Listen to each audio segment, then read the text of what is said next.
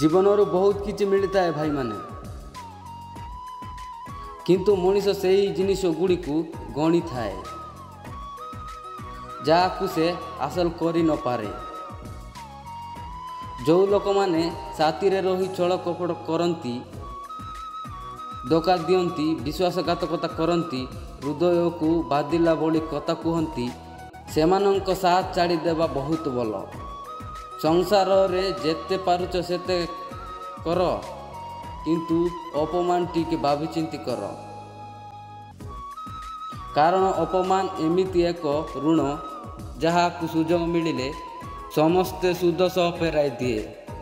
ଗର୍ବ ଅହଙ୍କାରର କଥା କହି କାହା ହୃଦୟକୁ କେବେ ଭାଙ୍ଗ ନାହିଁ, କାରଣ ସମୟ ଗର୍ବ ଭାଙ୍ଗିବା ସହିତ କଥା ହେବାର ଯୋଗ ମଧ୍ୟ କରିନଥାଏ।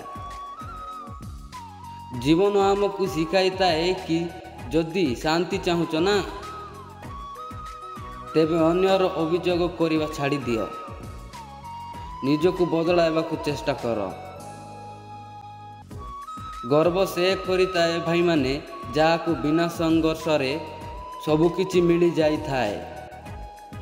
ଯିଏ ନିଜ ପରିଶ୍ରମ ଦ୍ୱାରା ସବୁକିଛି ହାସଲ କରିଥାଏ, ସେ ହିଁ ଅନ୍ୟର ସମ୍ମାନ କରିବା ଜାଣିଥାଏ। କେହି କାହା ପାଇଁ ମରିନଥାଏ ଏଠି। ବଞ୍ଚିବା ପାଇଁ କିଛି ନା କିଛି ବାହାନା ସମସ୍ତଙ୍କୁ ମିଳିଯାଇଥାଏ। ବେଳେବେଳେ ଆପଣାର ଲୋକ ଏମିତି ଅଭିନୟ କରନ୍ତି, ତାକୁ ନିଜର କହିବାକୁ ଘୃଣା ଲାଗେ। ବିପଦ କେବଳ ଶତ୍ରୁ ପାଖରୁ ଆସିନଥାଏ, ଆଖପାଖ ରହୁଥିବା ଲୋକଙ୍କଠାରୁ ମଧ୍ୟ ଆସିଥାଏ। କାହିଁକି ନା ଡଙ୍ଗା କେବେ ବାହାରର ପାଣି ଦ୍ୱାରା ବୁଡ଼ି ନଥାଏ, ନିଜ ଭିତରେ ରହିଥିବା ଘାତ ଦ୍ୱାରା ସେ ବୁଡ଼ି ଯାଇଥାଏ। ଜୀବନ ଯେପର୍ଯ୍ୟନ୍ତ ଅଛି ସମସ୍ତଙ୍କ ସହିତ ହସି ଖେଳି ବିତାଇବାକୁ ଚେଷ୍ଟା କର। ଚେଷ୍ଟା କରିବା ହିଁ ଜୀବନର ଲକ୍ଷ୍ୟ ହେବା ଦରକାର। ଦିନେ ଆମ ଶରୀରର ଆମ ସାଥିରେ ରହିବ ନାହିଁ, ତେବେ ଏତେ ଗର୍ବ କେଉଁ କଥାକୁ ନେଇ କରିବ? ଯିଏ ଅନ୍ୟର ଖୁସିରେ ନିଜକୁ ଖୁସି ରଖିବାର କଳା ଶିଖିଗଲା ନା, ସେହି ମଣିଷକୁ ଦୁଃଖ କେବେ ଛୁଇଁପାରିବ ନାହିଁ। ଗୋଟିଏ କଥା ମନେ ରଖିବେ ଭାଇମାନେ, ଆଜି ପର୍ଯ୍ୟନ୍ତ ସର୍ବଶ୍ରେଷ୍ଠ ସିଏ ହୋଇଛି ଯିଏ କଷ୍ଟମୟ ରାସ୍ତାକୁ ବାଛିଛି। ଦୁର୍ବଳ ଲୋକ ପ୍ରତିଶୋଧ ନେଇଥାନ୍ତି, ଶକ୍ତିଶାଳୀ ଲୋକ କ୍ଷମା କରିଦେଇଥାନ୍ତି, ଆଉ ବୁଦ୍ଧିମାନ ଲୋକ ଅଣଦେଖା କରିଥାନ୍ତି। ଏବେ ଏହା ଆପଣଙ୍କ ଉପରେ ନିର୍ଭର କରେ, ଆପଣ ଏମାନଙ୍କ ମଧ୍ୟରୁ କିଏ। କଥା ତା ସହିତ ହୁଅ ଭାଇମାନେ, ତୁମ ସହିତ କଥା ହେବାକୁ ଚାହୁଁଛନ୍ତି। କାହା ପଛରେ ପଡ଼ି ନିଜକୁ ଅପମାନ କରିବା ଭଲ ନୁହେଁ। ଜୀବନରେ ଗୋଟିଏ କଥା ମନେ ରଖିବ, ବନ୍ଧୁତା ସମସ୍ତଙ୍କ ସହିତ ରଖିବ, କିନ୍ତୁ ଭରସା ନିଜ ଉପରେ ରଖିବ। ଯିଏ ଯିବାକୁ ଚାହୁଁଛି ତାକୁ ଯିବାକୁ ଦିଅ। ଯଦି ବା ସେ ଆଜି ରହିଲା ନା, ତେବେ କାଲି ନିଶ୍ଚୟ ଚାଲିଯିବ। ଯିଏ ସତରେ ଆପଣଙ୍କର ହୋଇଥିବ ସେ ନିଶ୍ଚୟ ଫେରି ଆସିବ। ଏ ଦୁନିଆରେ ସବୁଠାରୁ ଅଧିକ ଧନୀ ସେ ବ୍ୟକ୍ତି ଅଟେ ଯାହା ପାଖରେ ଶାନ୍ତି ଅଛି। ସେଥିପାଇଁ ଭାଇମାନେ, ଧନ ନୁହେଁ ଶାନ୍ତିକୁ ଖୋଜିବାକୁ ଚେଷ୍ଟା କର। ଜୀବନରେ ଗଣିତ ବହୁତ ସିଧା ଅଟେ। କର ଭଲ ଭଲ ନିଶ୍ଚୟ ହେବ, ଖରାପ କର ଖରାପ ନିଶ୍ଚୟ ହେବ।